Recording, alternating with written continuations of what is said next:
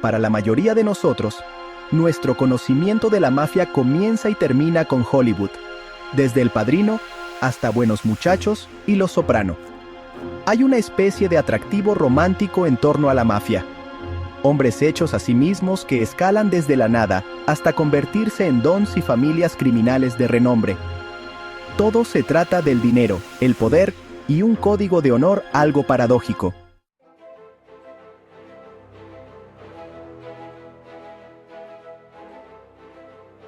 Pero la verdadera historia de la mafia es mucho más intrincada.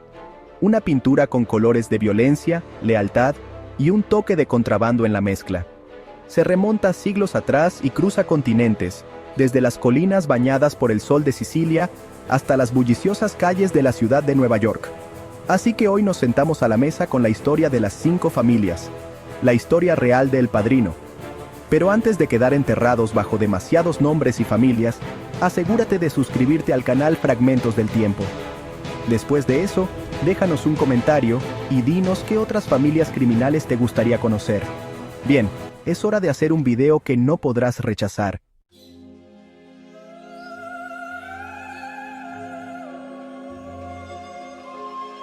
Todo comienza en las pintorescas tierras sicilianas, llenas de olivos, donde un grupo de hombres decidió que ya había tenido suficiente de la arrogancia del gobierno local.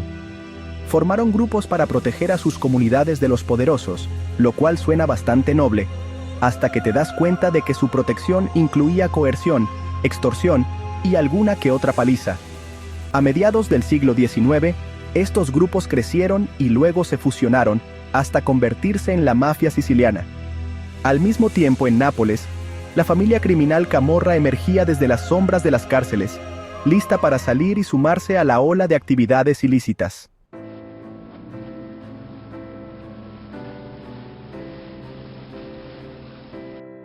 Avancemos unas décadas, y cuando los italianos comenzaron a llegar a los Estados Unidos, muchos se establecieron en la ciudad de Nueva York. Los napolitanos se asentaron en Brooklyn, mientras que los sicilianos en Harlem y Manhattan.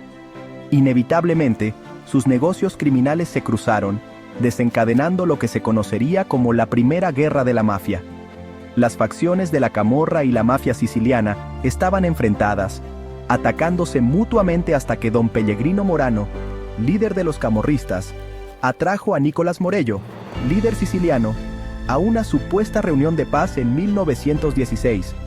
Pero la tregua solo era una trampa, y Morano asesinó al líder siciliano y a su guardaespaldas. Este hecho llevaría inevitablemente a la caída de Morano, cuando uno de los suyos, Ralph Danielo, lo delató por el asesinato. Tras el conflicto, la mafia siciliana se convirtió en la fuerza dominante, absorbiendo lo que quedaba de la Camorra.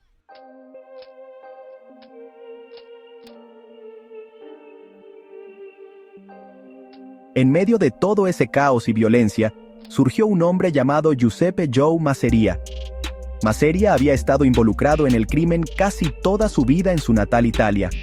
Eventualmente, huyendo de un cargo de asesinato en Sicilia, llegó a Nueva York en 1903 y se unió a la notoria pandilla Morello, que había emergido como la primera gran familia criminal de la ciudad. El ascenso de Masseria fue meteórico, y cuando Giuseppe Morello e Ignazio el Lobo Lupo fueron encarcelados en la década de 1910, vio una oportunidad. Salvatore Toto D'Aquila, otra figura clave en la pandilla Morello, se autoproclamó jefe de todos los jefes, o capo di tutti capi. Sin embargo, Masseria no era alguien que aceptara quedarse a la sombra de otro. Para principios de la década de 1920, tras numerosos intentos de asesinato en su contra, Masseria se consolidó como Joe el Jefe, ganándose el acertado apodo de "el hombre que podía esquivar balas". Su rival D'Aquila fue eliminado en 1928, con la ayuda de un aliado de Masseria, Charles Lucky Luciano. Con D'Aquila fuera del camino, Masseria tomó el control como capo di tutti capi. Pero resulta que llegar a la cima de una familia del crimen es como quedar en segundo lugar en un concurso de comer pasteles. Solo significa que aún tienes más por delante. Masseria simplemente reemplazó un rival con otro, y pronto se enfrentó a Salvatore Maranzano, un nuevo jugador en la ciudad, recién llegado de Sicilia, que cambiaría el juego por completo.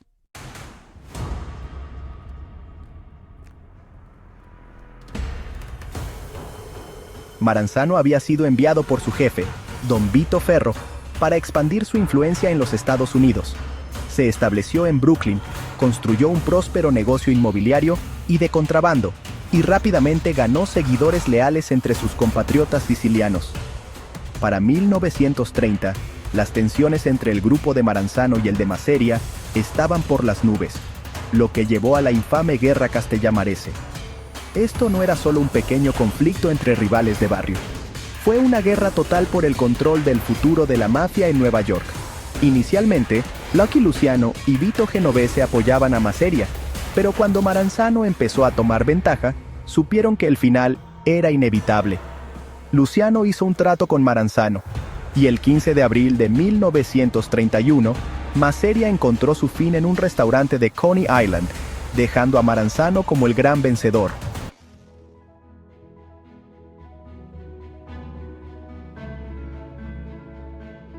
Con Maseria fuera del camino, Maranzano convocó una reunión con la élite del bajo mundo, sentando las bases de lo que se conocería como la Cosa Nostra, italiano para nuestra cosa. Dividió el crimen organizado de Nueva York en 5 familias: Bonanno, Colombo, Gambino, Genovese y Lucchese. Cada familia estaba estructurada como una unidad militar, con un jefe en la cima, seguido por un subjefe, un consigliere o consejero de confianza, y una serie de capos, soldados y asociados. Sin embargo, el reinado de Maranzano como capo di tutti capi fue breve. Luciano, que no tenía intención de ser un subordinado, orquestó el asesinato de Maranzano en septiembre de 1931.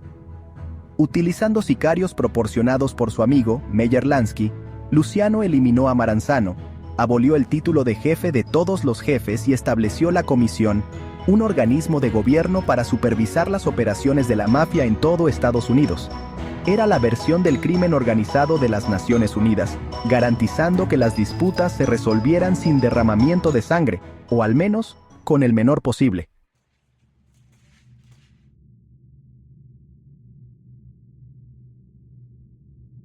Con el poder consolidado, los años 30 vieron a las 5 familias expandir sus operaciones criminales. Joseph Joe Bananas Bonanno, un protegido de Maranzano, mantuvo un férreo control sobre su familia hasta finales de los años 60. Los mafiosos siempre tienen los mejores apodos. Sus operaciones incluían apuestas, préstamos con intereses exorbitantes y tráfico de drogas, con un fuerte énfasis en la lealtad y las tradiciones sicilianas. La familia Profasi, que más tarde se conocería como la familia Colombo, era controlada por Giuseppe Joe Profasi. La propia familia de Lucky Luciano, nacida de los restos de la banda de Maseria, vio a Vito Genovese tomar el control después de que Luciano fuera enviado a prisión en 1936. Cuando Genovese huyó del país en 1937, Frank, el primer ministro Costello, tomó las riendas hasta que Luciano fue deportado a Italia en 1947. ¿Cómo inventaban estos apodos? ¿Había algún comité especial para eso? Mientras tanto, Vincent Mangano lideró la familia Gambino hasta su misteriosa desaparición en 1951, tras lo cual Albert Anastasia, famoso por sus brutales métodos, tomó el mando.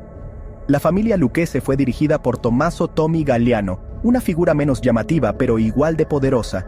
Este tipo de cambios eran característicos de todas las 5 familias. El poder fluía y refluía como el río Hudson.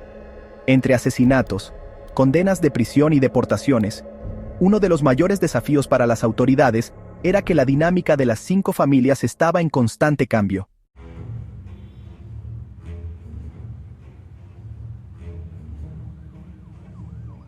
La comisión no era solo un asunto de Nueva York. La organización de Al Capone en Chicago, famosa por su brutal eficiencia, tenía un asiento en la mesa, aunque el mandato de Capone se vio truncado por una larga condena de prisión por evasión de impuestos. Stefano Magadino, líder de la familia criminal de Buffalo, también tenía un asiento, gracias a su control sobre las rutas de comercio ilegal con Canadá. Bajo la visión de Luciano, el Sindicato del Crimen Nacional, a menudo llamado el Sindicato, unificó a organizaciones criminales italianas, irlandesas, judías y de otros orígenes bajo un mismo paraguas, extendiendo su influencia de costa a costa. Aquí no se trataba de etnicidad, sino de negocios. Un paraíso criminal donde todos obtenían su parte. Las 5 familias disfrutaron de una relativa calma hasta finales de los años 50, cuando todo dio un giro dramático. La ausencia de Luciano tras su deportación dejó un vacío de poder en la familia Luciano Genovese. Frank Costello, un líder astuto y diplomático, mantuvo el control hasta que Vito Genovese regresó a EU en 1945 y comenzó a tramar su regreso al poder. Las ambiciones de Genovese llevaron al asesinato del aliado de Costello, un cada vez más debilitado por la sífilis Willy Moretti, en 1951. 6 años después, Genovese hizo un movimiento directo contra Costello, enviando a Vincent de Chin Gigante para matarlo. Costello sobrevivió al intento, pero sabiamente decidió retirarse, dejando a Genovese sin oposición. Albert Anastasia, el temido jefe de la familia Mangano, ahora conocida como la familia Gambino, también encontró su final en 1957, cortesía de Genovese y su propio subjefe, Carlo Gambino. Con Anastasia fuera del camino, Gambino tomó el control, marcando el comienzo de una nueva era para su familia. 1957 también fue testigo de uno de los eventos más notorios en la historia de la mafia, la reunión de Apalachín. Vito Genovese, confiado en su nuevo papel, organizó una cumbre de líderes mafiosos de todo el país en la casa de Joseph Joe de Barber Bárbara, en Apalachín, Nueva York. Se suponía que la reunión sería un evento discreto para discutir negocios, pero todo terminó en caos cuando la policía, actuando con información privilegiada, irrumpió en la reunión. Más de 60 mafiosos fueron arrestados, y el evento se convirtió en noticia de primera plana, exponiendo las operaciones secretas de la mafia.